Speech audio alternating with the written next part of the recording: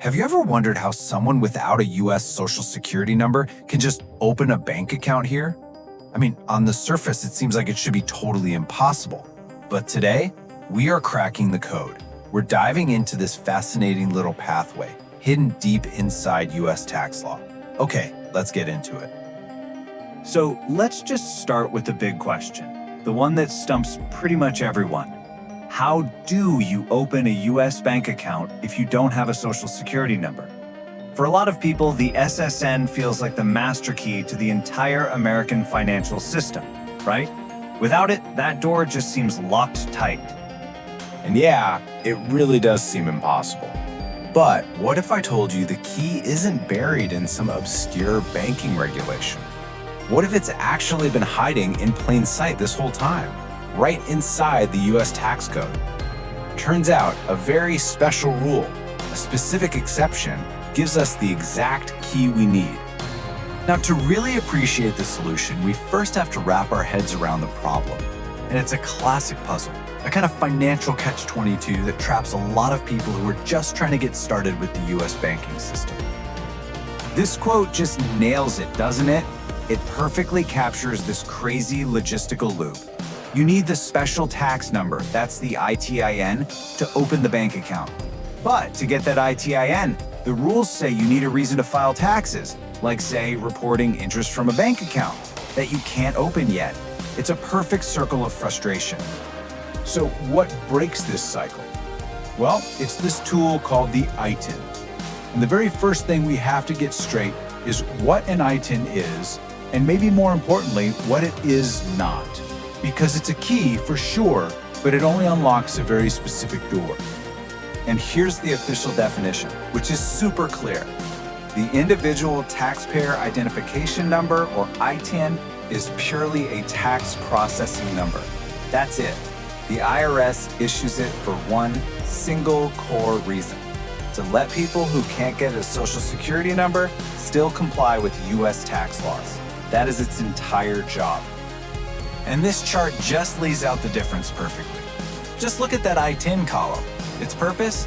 Federal tax processing only. You'll notice it always starts with the number 9, and here's the big one. It absolutely does not authorize work or give you access to Social Security benefits. This is a huge misconception. An ITIN is not a replacement for an SSN, it's a totally separate tool for a completely different job: tax compliance. All right, so how on earth does this tax tool unlock a bank account? This is where we find the secret passage. You see, the IRS actually created a very specific exception to its own rules that directly solves that catch-22 we were just talking about. Okay, so how does this actually work in the real world?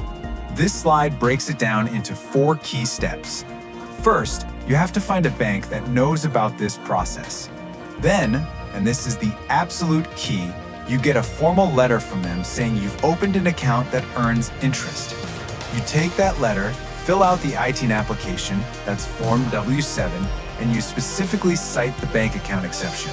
You mail it all in, and boom, you've just broken the catch-22. You know, getting that paperwork right, especially the Form W7 application, is so critical. That bank letter, it's basically your golden ticket. It's what allows you to use Exception 1B on your application.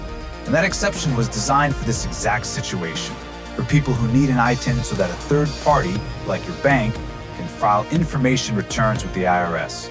See the difference? You're not getting an ITIN because you have old income to report. You're getting it to enable future income reporting.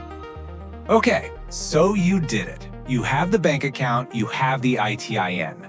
But this leads to the most important question in this whole process. What actually happens with the interest you earn? Did you just solve one problem by creating a giant tax headache? And here it is. This is the core insight of the entire system. The interest earned by a non-resident alien. Now that's someone who isn't a US citizen or green card holder and doesn't live here. That interest is reportable to the IRS. Yes, the bank tells them about it. But, and this is everything, that same interest is generally not taxable to you, the individual. So why? Why is the system built like this? Well, it's really about encouraging foreign investment. By letting non-residents put money in U.S. banks without taxing them on the interest, it helps attract capital from all over the world. The system is designed to track the money, but not necessarily to tax it. So let's zoom out for a second and recap. We've walked through the puzzle, we've found the key, and we've looked at the final outcome. It's a lot to take in, so let's just boil it down to the most important takeaways from this whole mechanism. First thing, and it's a big one, you don't always need a social security number to get a bank account. An ITIN can work. Second, never forget the ITIN's real job. It is a tax compliance tool, not a work permit. Third, that bank letter exception is the secret sauce that makes it all possible, letting you skip the usual application process. And finally, that critical distinction. For non-residents, the interest is reported for transparency, but it's generally not taxed. Which leaves us with a really fascinating question when you think about the whole system's design. Look, the ITIN was created strictly for tax administration, period. And yet, through this little exception, it's also become this incredibly powerful tool for financial inclusion, right? It lets people access banking, build credit, even get mortgages. So was that just an accidental side effect? Or is it a really brilliant, deliberate design that recognizes that tax compliance and financial access are really just two sides of the same coin? It's something to think about.